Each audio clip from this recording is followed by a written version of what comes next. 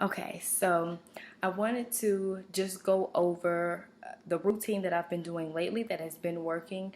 It's just something that I recently started. And the reason why I started this is because in the beginning, I would struggle sometimes. I would try to sit all the boys down. This is something that I'm also doing with my toddlers and with the younger children. I used to sit them all together and try to just teach them every single thing and put them all together, but they would easily get distracted. They would lose focus. They would be doing all kind of other things, and it just wasn't working. And I realized that I had to kind of change things up. So this is something that I've been doing to help with that.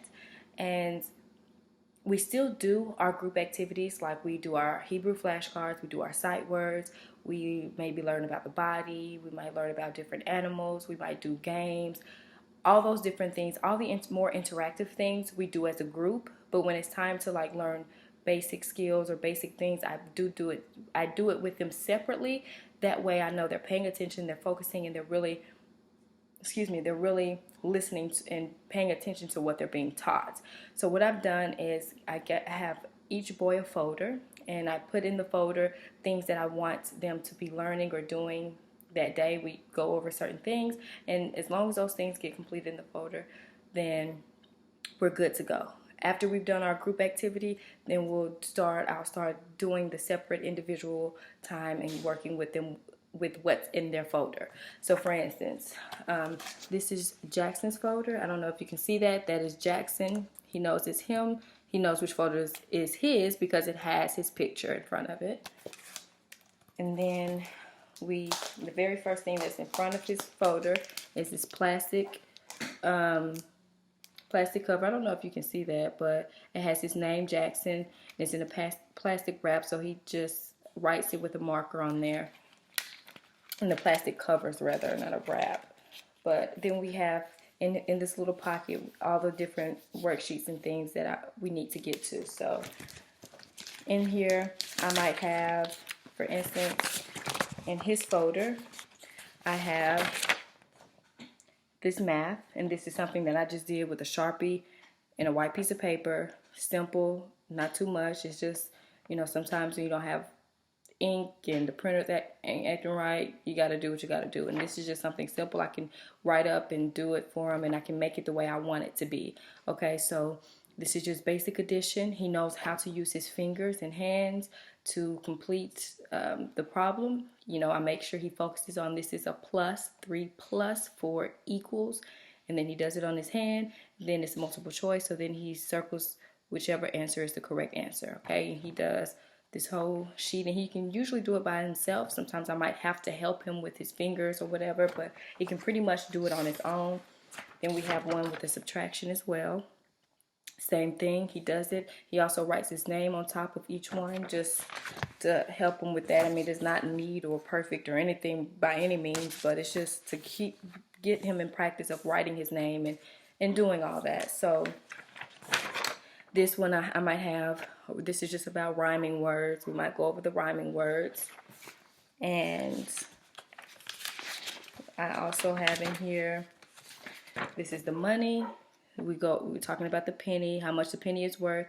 And the boys, they have a song for the money that my daughter and my nieces taught them. I don't know where they got the song from, but so based on the song, they understand how much each coin is worth. But we're going over that over a penny. He's going to count the pennies and all that stuff. And we have this in here. Again, something that I wrote with my hand. I know it looks a little rough, but it is what it is.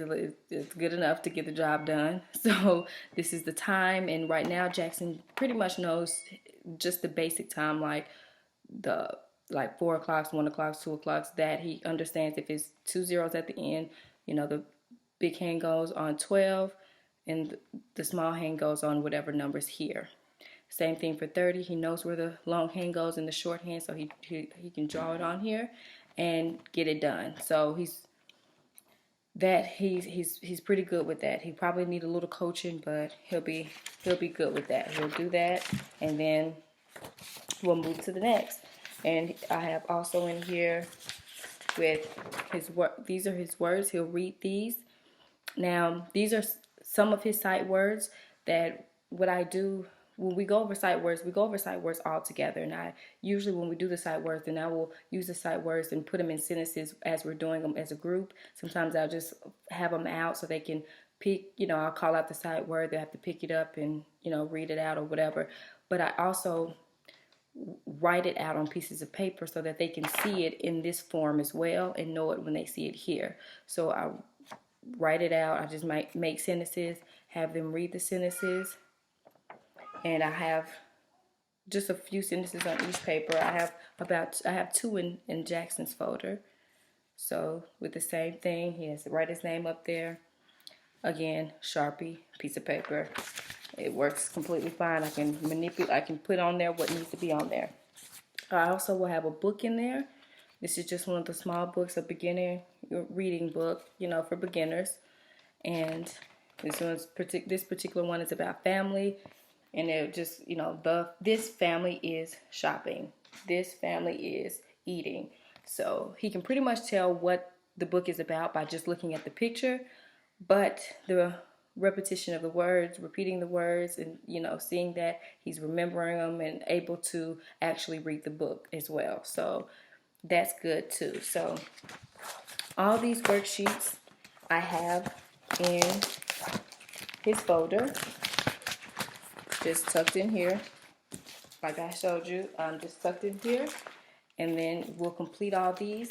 And how I do it with Jackson is I do all of his work because, we'll do our group work in the morning. Might do some things with my daughter. We'll have lunch. And then after lunch, I'll do Jackson's individual work. And I do Jackson's right before nap because sometimes he feels like he's cheating nap a little bit. Like, I don't have to go to bed right now. I can do my work a little bit. So that way he's a little bit more eager to do his work. But after the work is done, then he takes a nap. And, after he wakes up from nap, sometimes he's rewarded if he did really well on his work. Sometimes I reward him when he wakes up from nap. So he's excited and ready to get his reward after nap. So with Jeremiah, that's what I do for Jackson. And Jackson and Malachi's folder pretty much looks the same. He's learning some of the same basic understanding as my son Jackson. Now with Jeremiah, my 2-year-old, I have him a folder as well. This is his folder. I do his just a slightly different. This is his folder with his picture. He has the same thing, traces his name. It still has marker on there from before. And he'll have his worksheets. And this one, just going over what's the same, which word is the same. He has to find out which word is the same as the one given. Right here, he has to look at the word dog, sound it out. What does it start with? Put it there. Same thing. Front and back on that. Here, he's looking at what's fewer or more. He has to say which one's fewer, which one has more on here. And here, he's just doing the alphabet pretty much. A, what comes after A? B, what comes after D? So forth. Okay. I also have him some sentences to read. I'll just have one sheet in his. With the same sight words, him and Jackson have the same sight words. I give him sentences as well. He has to read them. He writes his name. Of course, it's nowhere near the way it's supposed to be, but it's just practice. And he reads these, and he does pretty well. So I do that for him. I put those in his notebook. I do Jeremiah after he wakes up from nap. I do Jeremiah after nap because it's easier for me to get to him after nap, because usually sometimes the kids go outside after everybody wakes up from nap. After the Mirage is done with her work, everybody goes outside, and Jeremiah usually does. Sometimes he doesn't want to go outside, so that's the time where I can actually sit with him and do his individual work and get his work and everything done when everybody else is outside and he's inside with me, and we can get that work done then. I no longer stress myself out or feel like, oh, we got to do all this before 2 o'clock, before 3 o'clock. We get our group activity done in the morning. I do my work with my daughter. I get all her stuff situated, with Malachi situated. When we wake up, everybody can go do their own, they can do their own thing. And once everybody's woken up from nap, they can do their own thing. I get Jeremiah, as long as we finish everything that is in the folders that I have, then we're good. I no longer stress about it because,